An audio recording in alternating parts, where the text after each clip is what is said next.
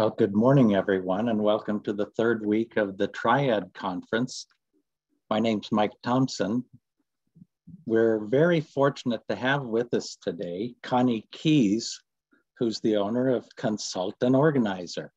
Connie specializes in downsizing and hoarding disorder, especially. And I mean, given our ages, right, who isn't full of a lot of stuff that it's about time to try and figure out how to get rid of.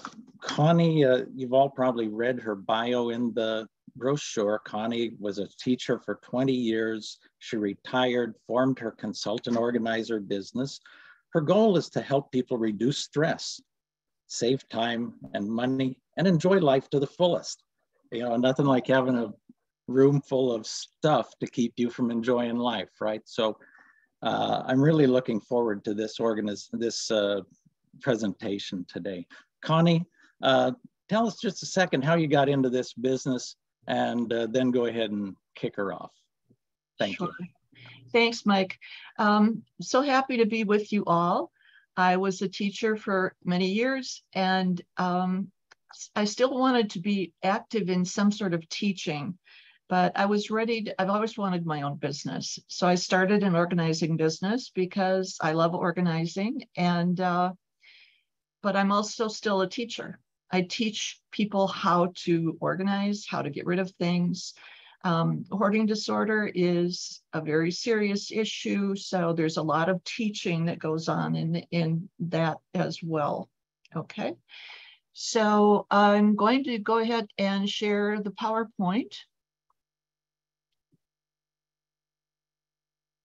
Let's see. Oh, I have two on here. Make sure I give you the right one. Okay, here we go.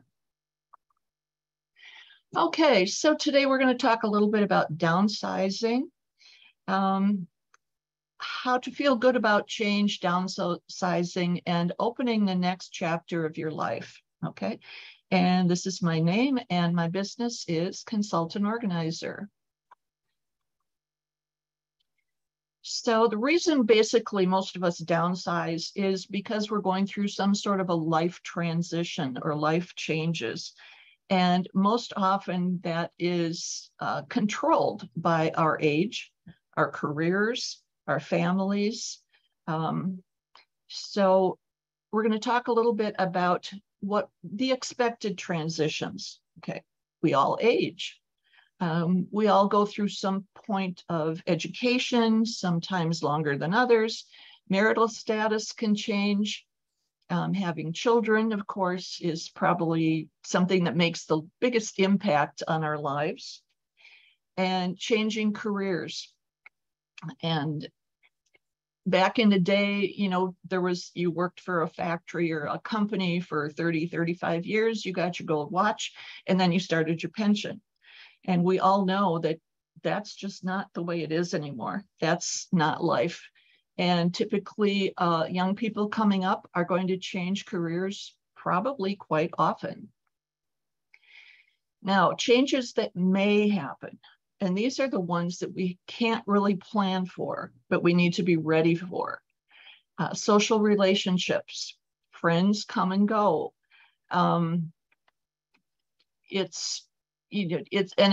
Some people are very social and some people are not, but those relationships are always going to be changing.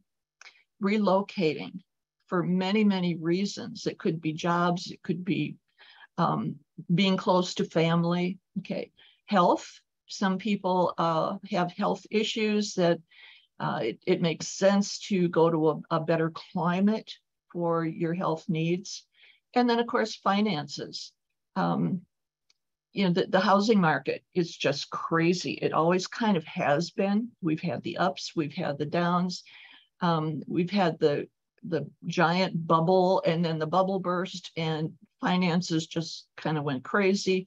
Now we're looking at inflation, prices going up. So why do some people downsize? We might be looking for that little cabin up north where we just want to retire. We want to get rid of the big house, the big yard. I love the condo with the lady in the pink skirt there. She looks like she has it together, right? Yeah, she's got it right. She doesn't have to worry about a yard. She has friends around her. Looks like she's in a beautiful location. Could be California, could be Florida. Little bungalow by the sea might be fun. You can ride bikes up and down the beach. But what holds us back is that picture of the house with the roof coming off because it's got so much stuff. There's a man named Josh Becker, and he has a lot of videos on YouTube. They're all free. So if you go out to YouTube and you just type in Josh Becker, B-E-C-K-E-R, he's a minimalist. Now, that's not typically what I preach. Minimalism is only living with what you absolutely need.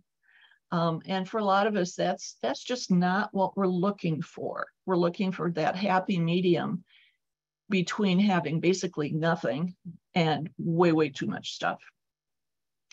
But these statistics are, as Josh says, they're shocking.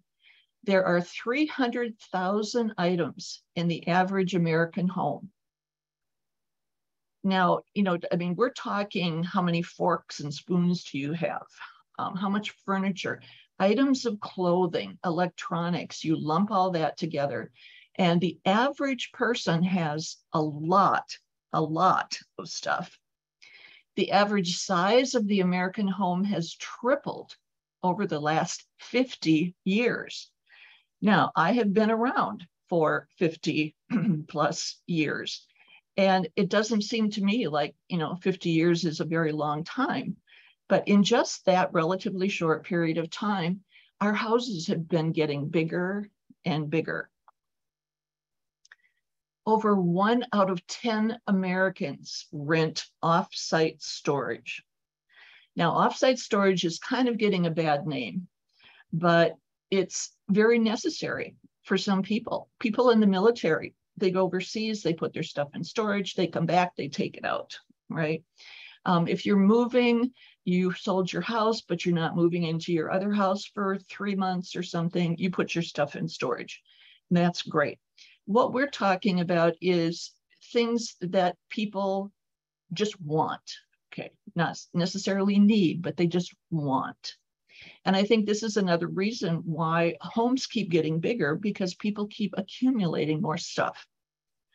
Currently, there's over 6 square feet of self-storage for every person in the nation. That's a lot.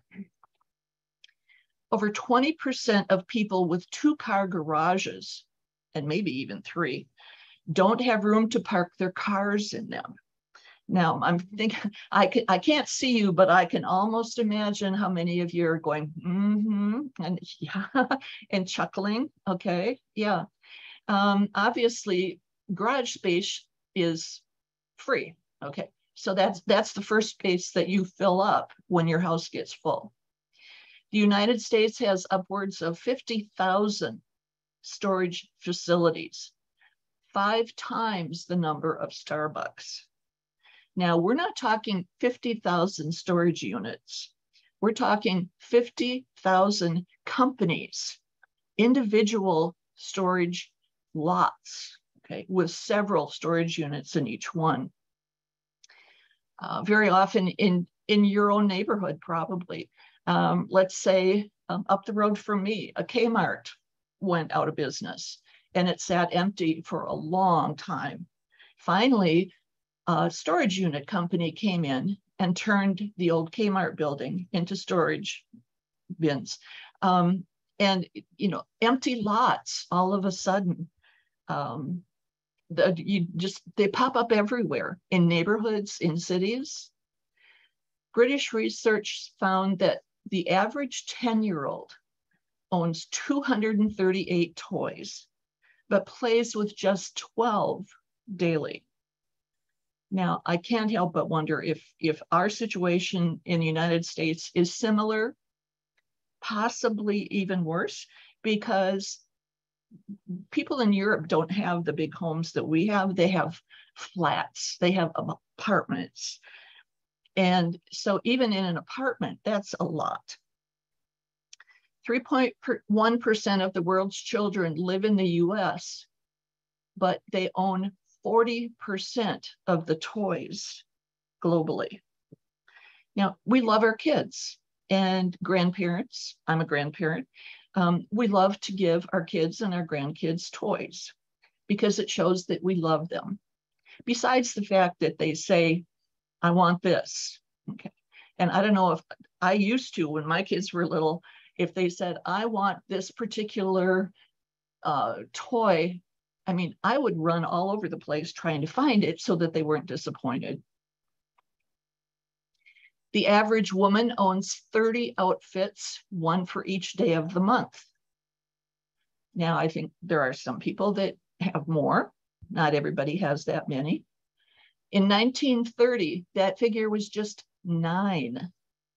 1930, okay, Depression. Women were lucky to have 9 different outfits. The average American family spends $18,000 a year on non-essentials, which means anything that you can get by without. Okay. Things that you don't need, but things that you just want. Over the course of our lifetime, we will spend a total of 680 hours or 153 days searching for misplaced items. Okay, you're all, you're going, oh, yeah, oh, exactly. Yeah, we all do that. And why does it take us so long to find something?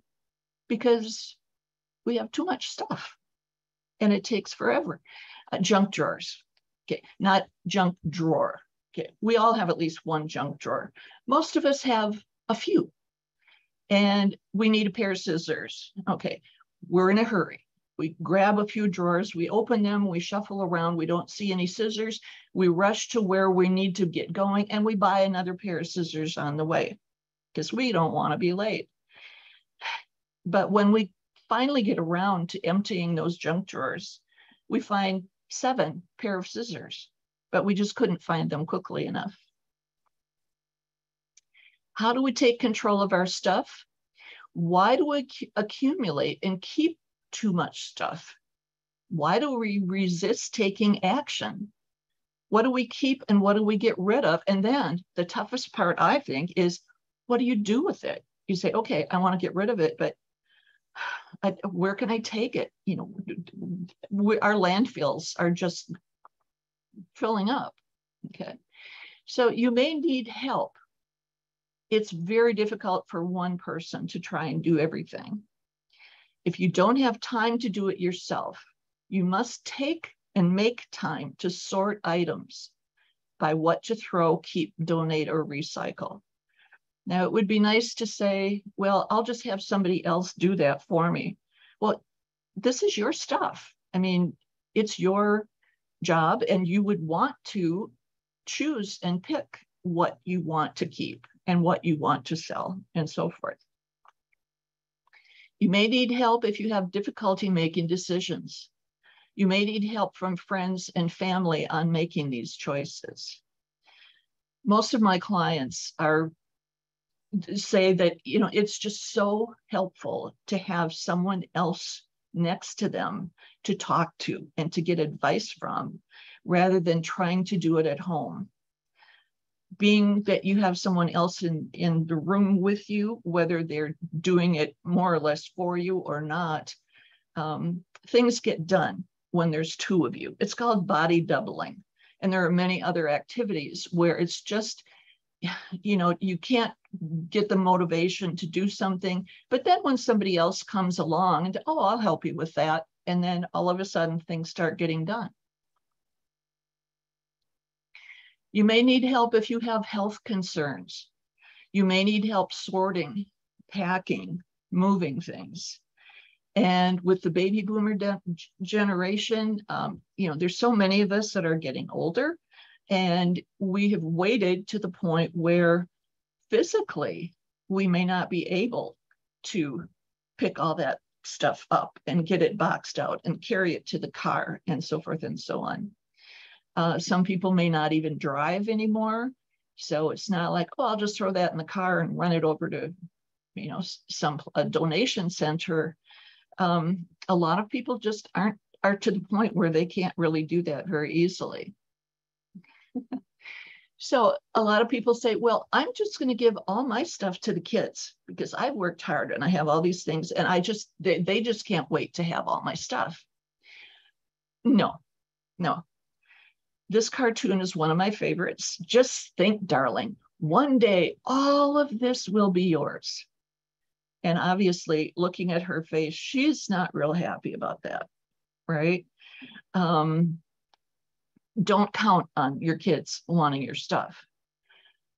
Your kids do not want your stuff. They're going to be living probably in smaller homes, smaller apartments. They want to be more mobile.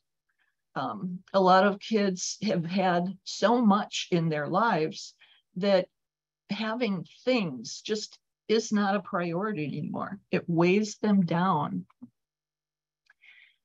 Okay, so there may be a tiny bit of stuff, but it could be much less than you think. So show them things you plan to get rid of and let them take items that are meaningful. Now, what I should have done here, the word take, I should have put that in red because, again, show them things you plan to get rid of and let them take items that are meaningful. And that helps them not take too many things either because, they're maybe probably still in an apartment or they have a house with kids and they have a bunch of stuff of their own. So it might be a teapot, grandma's brooch that she always wore, grandpa's fishing rod, something like that. Sure, they're going to maybe want a few things, but don't plan on your kids wanting all of your stuff. Invite friends and neighbors over to do the same. Okay. Oh, my friend Sally down the street, she comes over, and every time she comes over, she admires this clock that I have. And the clock doesn't do a thing for me, but she loves that clock. So call her up and have her come and pick up that clock. Okay. And just keep doing that as often as you can. Now you have less to deal with and can purge without guilt or uncertainty. The main reason that a lot of people have trouble getting rid of things is because they're just sure that there's somebody they know that's going to want that. Oh, I know of somebody that might want that. And so it stays in the house. And again, if there's so many items, they just don't have time to contact all these people to say, do you want? So that gets to be a real problem. Margareta Magnuson wrote, I think, the funniest and most definitive book on why you should downsize. The Gentle Art of Swedish Death Cleaning. It's just a very small little book. It's not very big. And it's a fond, New York Times said, a fond and wise little book. My screen is, okay. I jettison advice books after I flip through them. This one I will keep. Okay. The main messages from this mother of 5 is take responsibility for your items and don't leave them as a burden. A burden. And that's what your stuff is. It's a burden for family and friends to deal with later on. I looked at the title. It's an international New York Times bestseller, and it's been translated in many, many different languages. Margareta is this cute woman that she had 5 kids and a husband. And eventually, like other family members do, they all moved away. Her husband passed away. She was stuck with this huge house out in the country in Sweden. And so she doesn't want anybody to have to go through what she's gone through. And so she said, death cleaning is not a sad thing. I want you to be joyful and interesting. It can be that. And people should start early. This is this is the mantra. When should I get started? Start now. If your things are in order, then you don't have to waste time looking for them. Okay.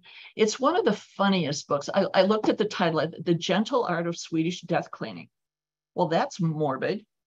Who would want to read a book like that? Well, apparently millions and millions of people. So I read it, and it's one of the funniest books I've ever read. Now, library systems have many copies of these. So some people just say, well, I just want to hold that book. Fine. Otherwise, it's a very short read. It's a very small book.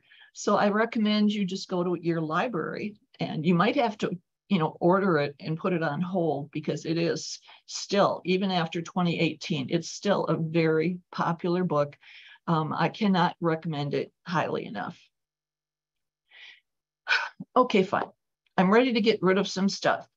Where do I start, and how do I get rid of it? One of the biggest challenges that the people that I work with and work for say, it's paper. Paper is kind of sneaky. It piles up when you're not looking. And once in a while, if you got all your paper together in one place, it would be incredibly a huge, huge pile. We sort it into categories. Okay, this is very important, because some papers you have to keep and some papers you don't. So think of, in terms of legal papers, financial papers, photos, personal papers, and then the wide range of other junk mail and things that we get. So what do I need to save? Well, it's hard to tell. Search websites using phrases such as, what papers do I need to save? Okay. Or how long to keep tax documents? Answers will vary between business and personal papers. And if you have a business, of course, then you have to be very careful about what you keep and what you throw. Just absolutely, bottom line, ask your accountant, a lawyer, or another professional. The IRS website is wonderful. AARP has some wonderful articles on what papers to keep. Make sure, if you Google this, that you're going to websites that are legitimate, okay, official websites. Digitizing paper, photos, cards, anything that you want to keep, but you don't need to have the paper copy for. I highly recommend either you do it yourself or you take it somewhere and have it digitized. It can be as simple as taking a picture of papers with your phone and keeping them in a file on your computer. I purchased one. I'm going to hold it up just to show you the one that I use.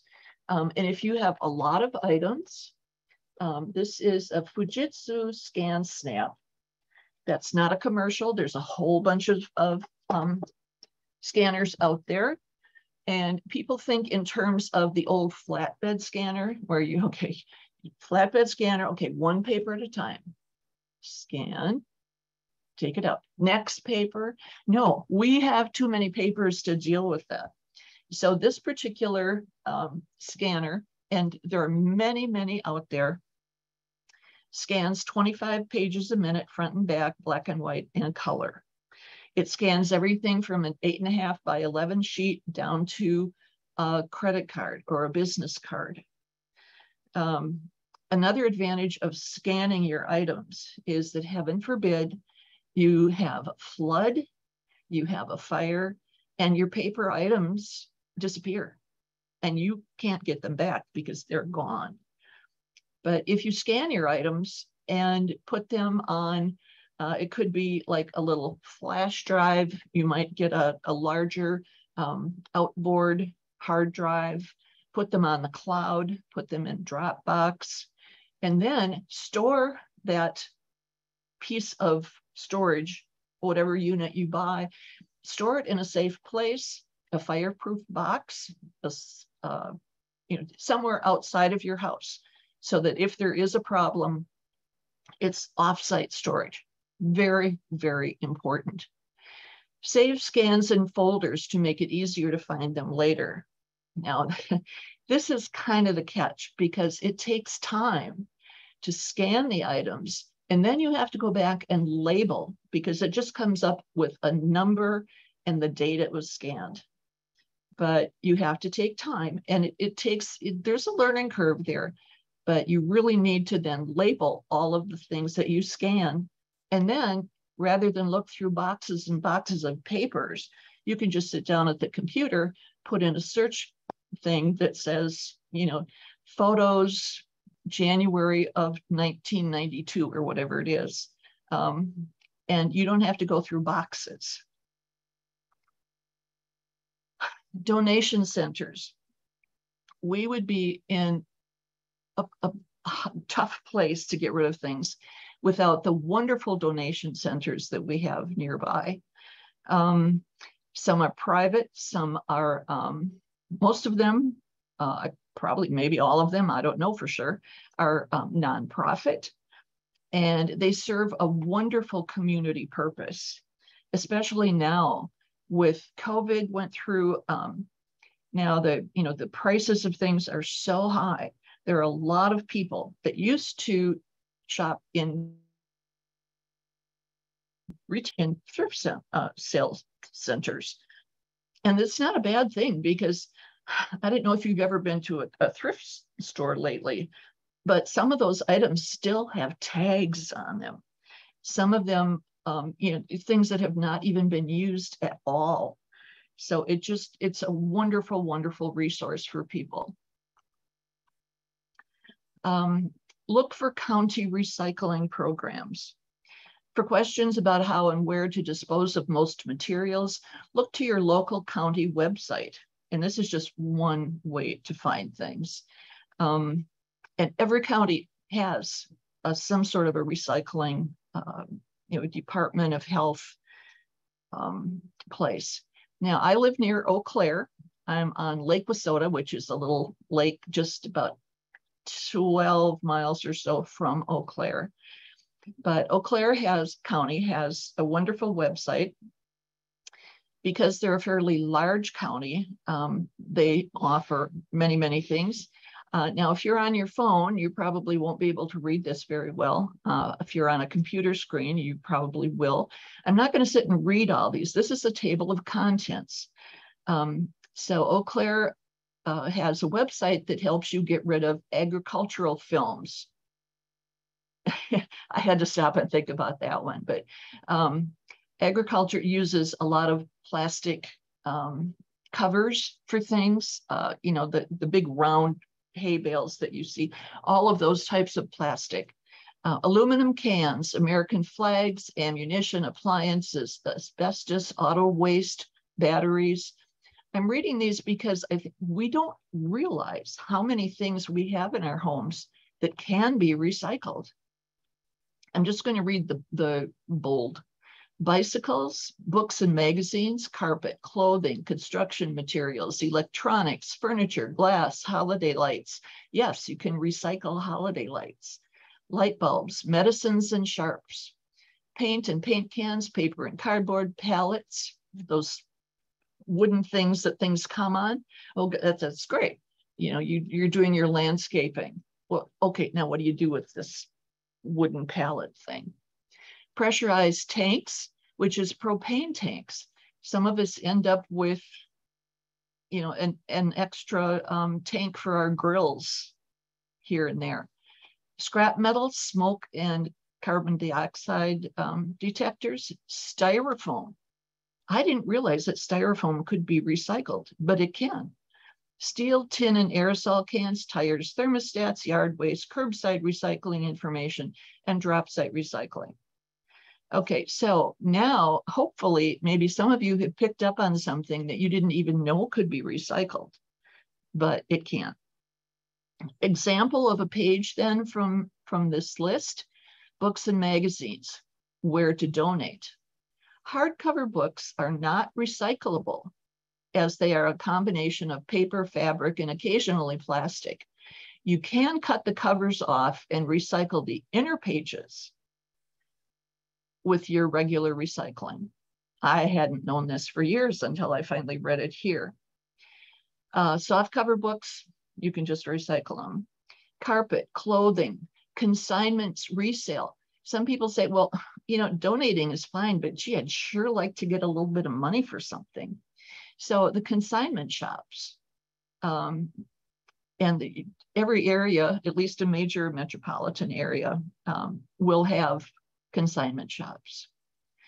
Another example of construction and demolition debris, roofing shingles.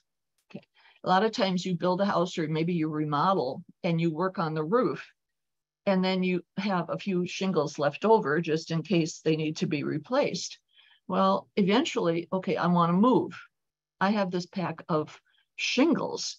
How in the earth am I supposed to get rid of shingles? Okay, and so forth and so on. Electronics, computers, and TVs. I think electronics are kind of the new disposable. You get a phone, okay, and a few years go by, and pretty soon you're seeing all these new phones coming out, and they do like a lot more than your phone does, and so you decide to get a new phone. Now you've got an old phone. Same with TVs, all kinds of things, even cords and cables. Pretty much everyone I know has a cardboard box full of old cords and cables and power adapters laying around, and they just, you know, they don't know how to get rid of it, so they don't. So they just sit there. Okay. In this box, it says there are no locations or times of the year when televisions can be recycled for free. So be prepared that when you go to a recycling center, have a few dollars with you, because some of the things that you recycle, they may charge a few dollars to take. So steps for downsizing. Again, start as soon as possible. Well, I don't plan to move for a long time. Well, okay, that's good. As long as you're healthy. You may change your mind when you're an empty nester and your kids all move to California or pick a spot. And so now you, all of a sudden, you want to move closer to your kids. Okay. You should start this downsizing process as soon as possible to give yourself time to properly sort through your house without feeling overwhelmed. A general rule of thumb is that you'll want to start at least 3 months before you plan to move. But honestly, the sooner the better. Focus on one room at a time. Okay, this is proven to be something that will keep you sane. Okay, the thought of decluttering or organizing your whole home might be daunting. Like that little picture of the house with the roof up and everything is like, and you think, I can't do this. How do I do this? You'll more likely complete the whole process if you break it into multiple, more manageable projects. Try creating a plan or a schedule broken down by room or smaller projects within a room to make sure that you stay on track and don't get overwhelmed. If you kind of do the butterfly method, is you flit from room to room, and pretty soon you've got some stuff, but you look out at the rooms and it doesn't look like you've done anything because you've never really emptied a certain area. So it's very, very good idea to downsize a small part at a time. Some example tasks to take on one at a time include going through DVDs and video games and VHS tapes. Those of us that are older, very typically, we have VHS tapes. And again, we probably haven't really gotten rid of them because number one, we might want to watch that again someday. And number two, where do you go? Where do you take them? Also, we don't get rid of them because we want maybe pass them down. Maybe they're videotapes that with your handy dandy little tape digital camera, okay, and your little movie camera, and you have movies all over the place, but you don't want to get rid of them because you might want to watch them someday, if you even still have a projector. Address the dreaded junk drawer. We already talked about that. Pick shoes to give away and shoes to keep. Now, we all need to wear shoes, so we're not going to just dump all our shoes, but we know that there are those pairs of shoes sitting way in the back of the closet that we never wear. We never liked it. They don't fit right. So shoes take up a lot of space. Trim down clothing in your closet. Okay. Be really honest with yourself. You know, it doesn't fit me anymore, but it might fit me someday because I really want to lose weight. This is very, very common. My concept with myself is if I have something that doesn't fit me anymore, I donate it, because someday if I do lose that weight, I deserve to go buy a new pair of jeans, right? Tackle your dresser drawers. You know, we tend to keep stuffing new socks and new things, new nightgowns or whatever in drawers, and we just push the old stuff to the back. And pretty soon we can't shut the drawer. So make sure you be really honest with yourself about what's in your dresser drawers. Small kitchen items. It's so fun to buy a new kitchen gadget. Okay. Right up until, again, you can't get your kitchen drawers closed because you have so many gadgets. So again, just be really honest with yourself, go through all those gadgets and get rid of the ones that, oh, I used that 2 years ago. You needed to, you know, I'll keep it in case I want to use it again. It's just not worth it. If you throw away 100 kitchen gadgets, maybe one will pop up that, oh, I should have saved that. Okay, go buy another one. But that's 1 out of 100 items. Match up containers, pots, and pans with their lids. Now, kids tend to, especially younger kids, love to organize. They love to sort things, okay? If anybody has Lego at home, you know that they love to sit and sort through those Lego. So take out a perfect situation is that drawer with all the plastic containers, and then over here is lids piled up, and you'd have no idea which ones match. Scoop them out, put them on the living room floor, let the kids sit down, and it's a game. Who can match as many lids to the bottoms? Okay, kids just love to organize. Measure your new space. Now, okay, that's fine, but what if I don't know where I'm going? Okay, you should at least try to know the size of the space you're aiming to fit into. Okay, so I have a 2,500 square foot home. I'm going into 1,000 square foot condo or whatever. Ideally, you'll know the square footage and shape of each room. You may not, but at least you can kind of visualize the size of the overall space.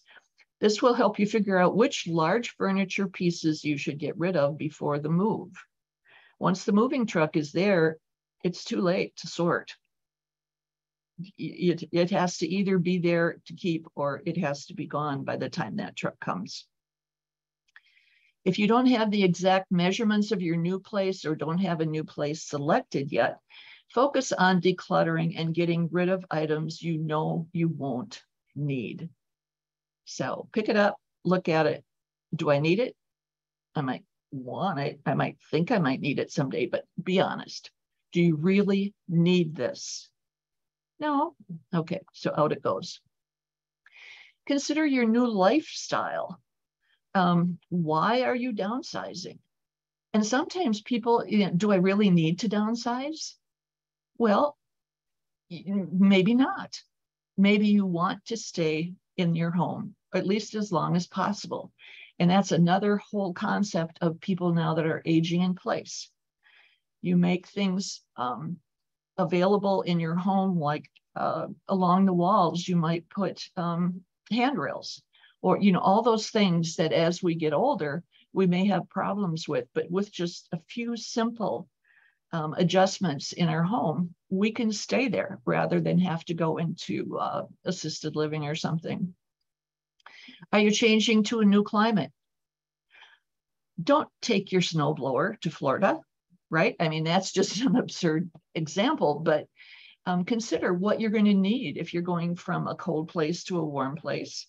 And again, just it just makes sense not to take things that you don't need.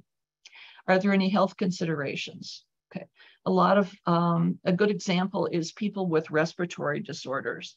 Oftentimes will move from one climate to another because it's just easier to breathe. What new opportunities will downsizing create? Margareta Magnusson wanted just a tiny apartment downtown Stockholm where she could walk to the library, she could walk to the grocery store, she could walk to the park. She got rid of her car. And so this is, you know, in these all-inclusive places now that are so popular, where everything that you pretty much need is just right in one huge complex. Estate sales, sell what you don't need, make a plan. Estate sales can be a lot of work. And of course, if you pay an estate sale company, they take a good size percentage of the profit, which they should, because they do the work for you. For fewer items, list them for sale on your local social media marketplace, Facebook Marketplace, Craigslist, eBay, the list can go on and on. Or local town social media pages is a good choice. Start now, because unfortunately, you may still keep accumulating more things. So the sooner you start, the more conscious you are of shopping, buying things that you kind of, and we can all talk ourselves into why we need something. But bottom line, do we really need it, or do we just want it? Now, some people will probably want to know if they are able to get copies of these slides. And this is my business card. So do we have any questions? We have about 15 minutes. Well, let me pop up the Q&A window here real quick. There are a couple of comments. Connie, you can read them in the Q&A box there too, but it says, not a question, but one idea I've seen is at the beginning of 1 month, turn all the hangers backward. As you wear, wash, and hang the clothes back up, turn the hanger the other way. In 6 months or a year, get rid of the clothes on the hangers that are still backward. That would be fantastic, because I have clothes I haven't worn for years, but they're perfectly good shape, right? Exactly, exactly. That is a fabulous idea. You know, that is fantastic. Vicki, thank you for that. Vicki's got another little tip here. It says, I also do that when I lose weight, I can wear that. I've started to tell myself, by the time I lose weight, that will probably be out of style. So I'd rather buy a smaller size in style. Yeah. Very nice. Yeah, I have those size 32 jeans sitting there, and one of these days, you know, I don't know when that's going to be. Another comment down the way a little bit here from John says, just a comment, when my parents downsized, they assembled what they called the shelf of opportunity for me and my siblings to choose from before they donated things. Love it. Yeah. That was great. It says, can you please state your email address again and put your contact information on the screen? Yeah, let me, I can do that, or you can do that in the chat box here. Sure. If you like, put in your You've got a really nice website. Let me pop that in the chat box here real quick. Sure. And let's see, it's easy to, can you type in there your email address, Connie, so that people can get a hold of you? There's so much material here, and I'm sure you've only covered a fraction of what you've got available for people. Let's see. Oh, here we go. Okay, type message here. All right. Yep, and make sure it sends to everyone. Okay. To hosts and panelists. Click and you should have to send to everyone. Who can see your message? Okay. So over here, save chat.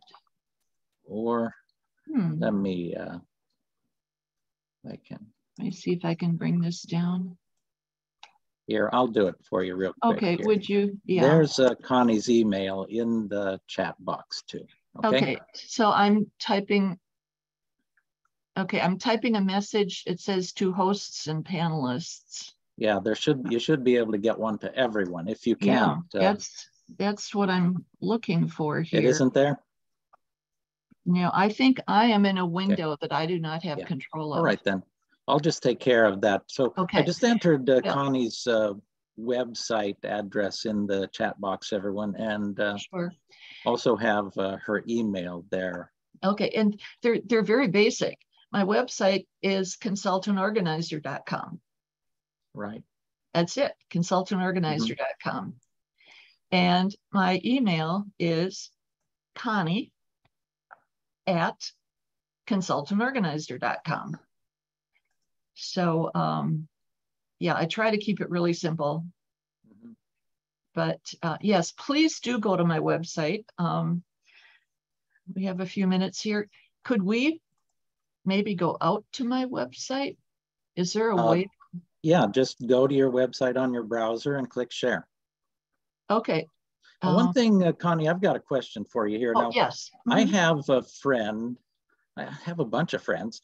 They have huge porcelain collections, all kinds of porcelain dolls, knickknacks, all kinds of really cool stuff.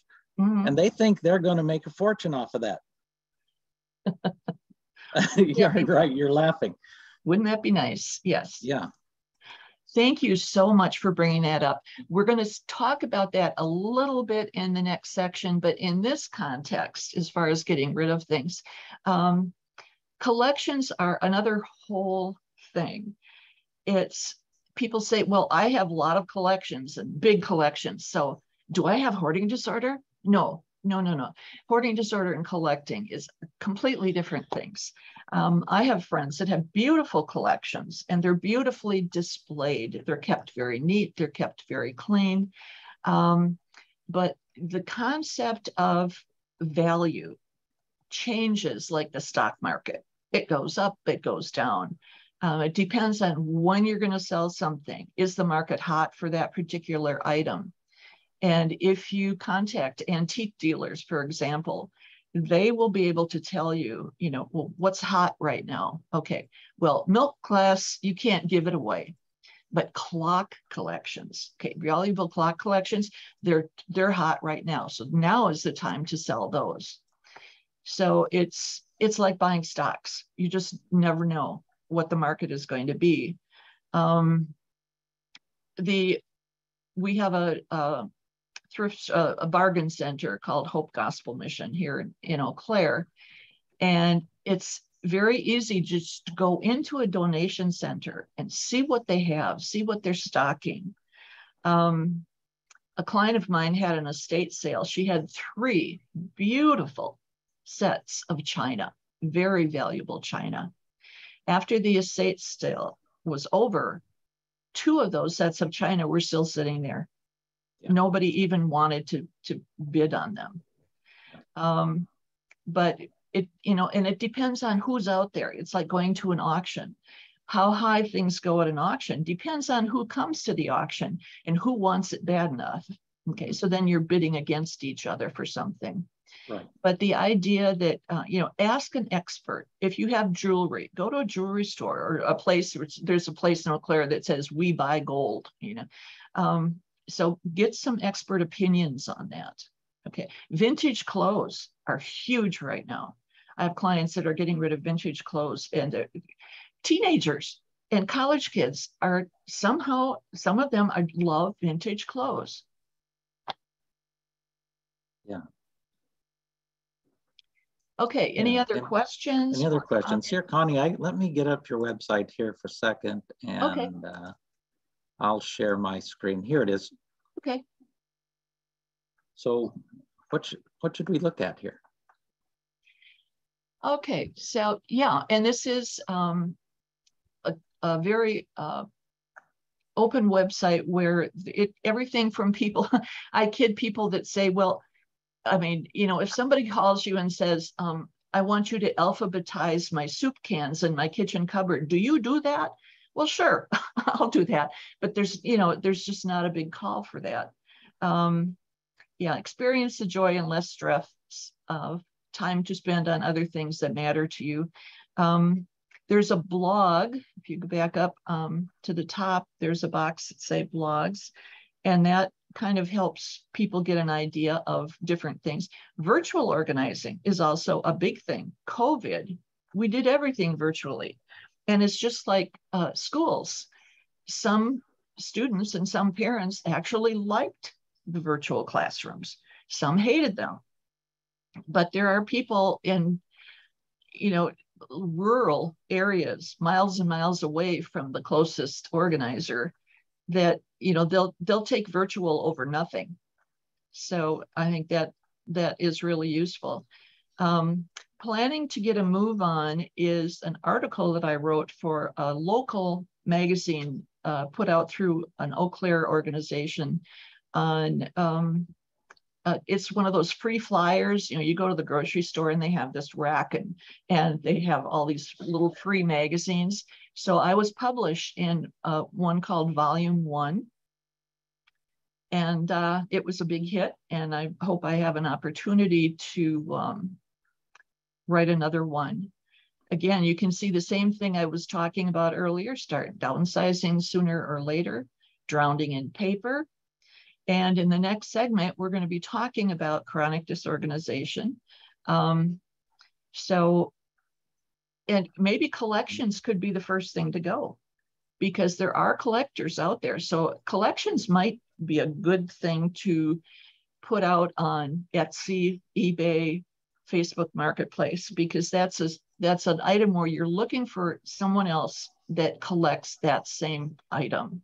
Mm-hmm. Okay. Now, what are some of the things you would recommend when, people go and they're looking for an organizer? We've got a number of them here in the Madison area. You probably have people who help this, downsize. That's their job. They go in, they look at your stuff, and they put it on the website, they sell it, then they take a cut. What would be, the characteristics of a good person to help you do that?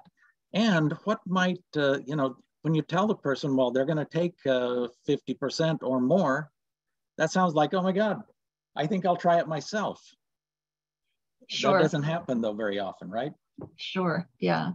There are actually people out there, and I wish I knew I could rattle off names, but that they have a business of selling things on eBay for other people. So you contact that person, because there's a certain amount of work into selling things. Yeah. So, you could try to find someone that, just, it's like, put the word out on the street and tell everyone, I'm looking for, I don't know how to sell things on eBay. I'm looking for someone that would do it for me. Right. And I've been told by friends that there are people that do that. Estate sale people, I think, earn every penny they get. And it could be anywhere from 25%, 30, 40, 50%. But when you look at, either you donate it or you throw it in a dumpster, or you can at least get half of the price of it. It's like, it's something, right? It's something. Absolutely. There's a company, and a guy I know, we've had coffee a few times. He lives in Fitchburg, you know, just a suburb of Madison. Here he runs a company called Caring Transitions, and he helps you market your stuff, right? He puts it on the website, all of that kind of thing. Sure. And so there are companies out there that do that. Some are more into the moving and disposing. Others are into helping you find value for the stuff you have, right? And absolutely, absolutely. That's such a good point. And selling things, you know, some people love having thrift sales. Some people will not consider having. They are a lot of work. You have to advertise it. You have to run it. It's you know, if you're a thrift sale person, go for it. Go for it. Absolutely. But some people just don't. And then if you're in a hurry, oh my gosh, our house sold. We got to be out in 3 months. It's like, dude, it's going to take time to get that thrift sale set up and have it and advertise it. And then you still have stuff left over. And some people just do not want to go there. Super. Yeah, that's right. You know, we're almost at the end of the hour. Could people get a copy of your PDF here, your slides, by sending you an email? Would that be okay? That's exactly right. Yeah. Send me an email and I will reply with a copy. It'll be in a PDF document. It'll be 3 slides to a page back to back. And I'd be more than happy to send that to you. Okay, terrific. Well, why don't we take a few minutes break here? What time would you like to get started on hoarding disorder? Connie, how many minutes should we take off here? Oh, it would just how about 3 minutes? 3 minutes. I'll have it ready. But let's be back at 10:02 or 11:02. 11:02. Okay. Sounds great. Thanks. All right. And thanks, everyone. We'll be back.